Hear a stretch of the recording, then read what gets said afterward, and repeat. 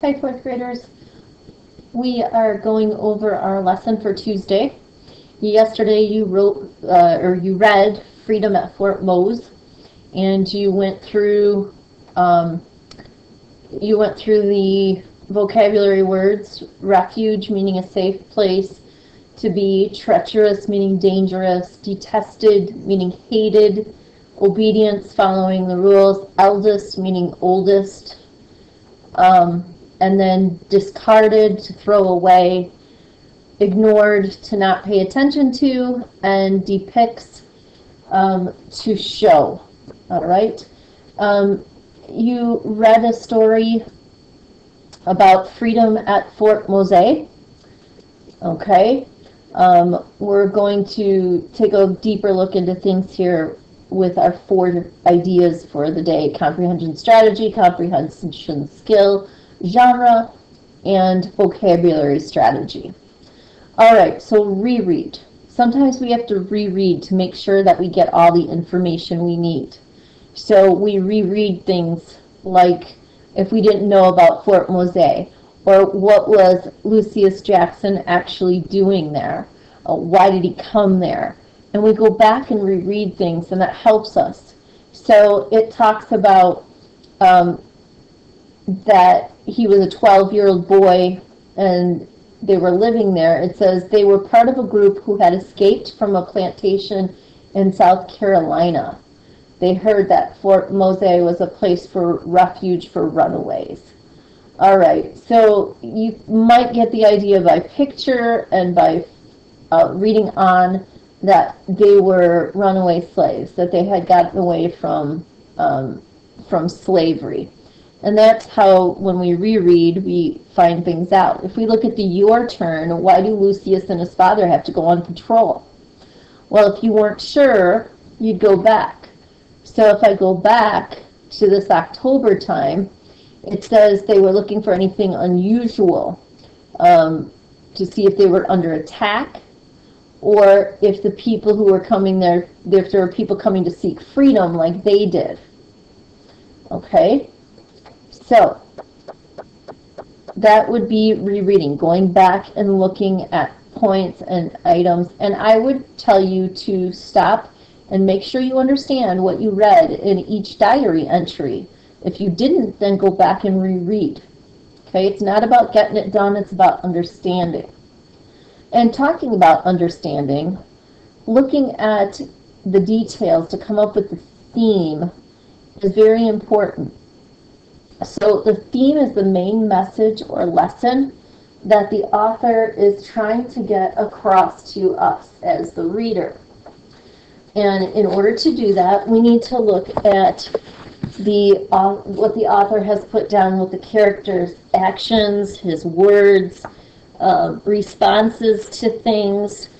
And it's not always stated. The theme a lot of times is found within the reading. As we read, we can find the purpose or the theme. So let's look at some of those details that are written right there. So the first thing they talk about is that Lucius had to learn to read and write in secret. Well, that tells me that it's something that was a dangerous thing, that wasn't something that he could do just out in the open. So it was something that was maybe a little bit dangerous, but something that he really wanted to do then. Lucius records events at Fort Mose in his diary. Some people call it Fort Mose. I'm going to show you something in a little bit, and it says back in the 1700s it's called Fort Mose. Okay, Lucius writes, I believe that reading is a gift that cannot be measured. All right, so we think about this. It talks about the reading and identifying that he had to do that in secret. He learned to write. He writes all these things down. And why do you think it's important to him? Because before he got to Fort Mose, was he free to read and write? Not at all. So now he is. And His diary tells about a time when the people did not have the same freedom as others. He's talking about the lack of freedoms. So when we look at the story's theme, he thinks that freedom is a gift, and that the freedom to read and write is a gift. Both of those things are within that theme. There is freedom in reading and writing. All right, so we can kind of get that theme. The theme, again, is something that we're going to find as we go throughout, not just in one tiny section, but in the whole thing. So as we look at here, he's talking about, or in this section, he's talking about people that come, the freedom seekers. And he's talking about there are almost 100 people now that have come to the fort to find freedom. And it talks then about the one family that came, and that he's talking about it's free, you are free to read and write, and free to learn, and that freedom is a gift. As we look at historical fiction, we look at the fact that it takes place in the past. It includes realistic characters, events, and settings. It usually includes real people and places, and may include events that actually happened. And in some times it's told in a series of diary entries. So let's start, takes place in the past. Well, according to the diary entries, 1754. So we know it takes place in 1754. That's part of the past. Includes realistic characters and events and settings. Well, right now, you know about St. Augustine because we read about it, okay? But also, if we look, oops, here we go, this one. Here it is, Fort Mose, 1760. This is what it would have looked like for those people that came to escape and to have that refuge and that freedom. Real place, St. Augustine, real place. Okay? When we look at events that actually happened, we know that that there were people running and taking refuge in 1754. Now, the diary entries, that's your text feature here. You have a diary entry.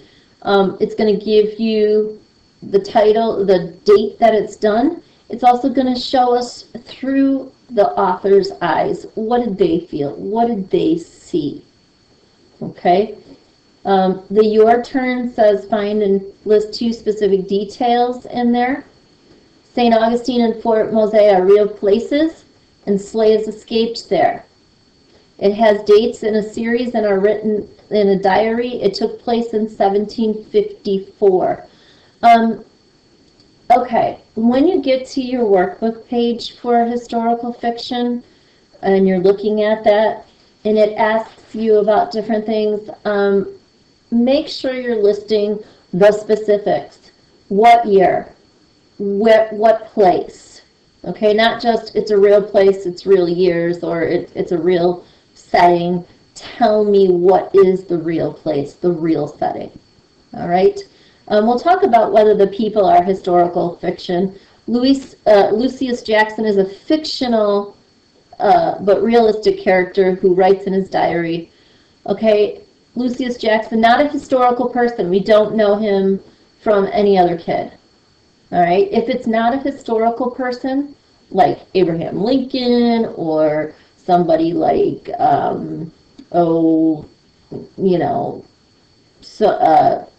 maybe President Ford or whatever, it's not a real person that we know of historically, then we know that's a fictional character.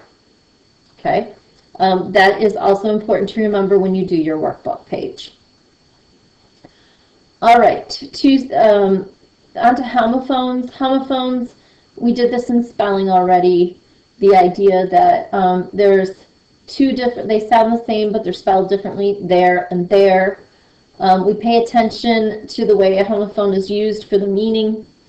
If I say, I knew the answer to the question, knew meaning past tense of know, not the opposite of old.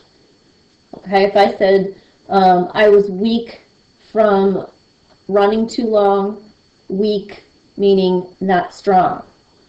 There, it was their puppy, it belonged to them.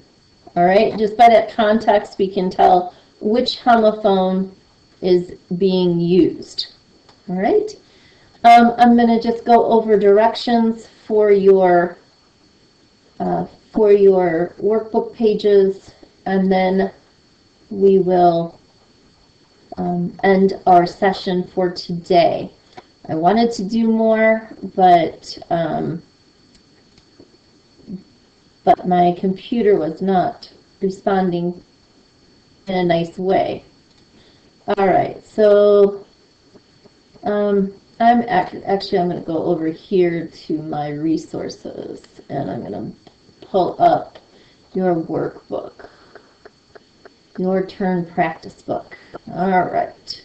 So you are looking at pages 263 to 265. I'm going to jump somewhere over that way, maybe 265, and see if we come close, because no, that's not it yet. That's 256. We need to go on further.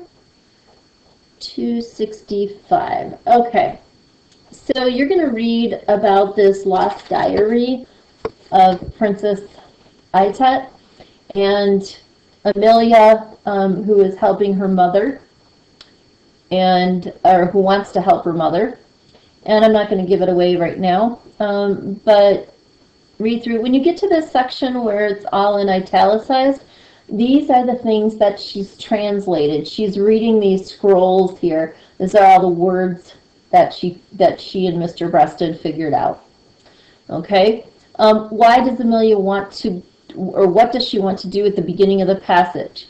What does she ask her mom for her to do? She wants to do something. She asks her mom. What is it she's asking her mom that she could do? What does Amelia do to help get what she wants? All right? She has something she wants.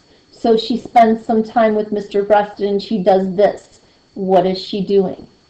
And then what is the theme of the story? So the theme of the story, I want you to think about, she has to, when she asks her mom something and her mom says no, she doesn't give up. So she's not giving up. She has to do this kind of, well, let's talk about it, okay? When you come to the theme of the story, she has to translate. Translation is not easy. Translation's hard.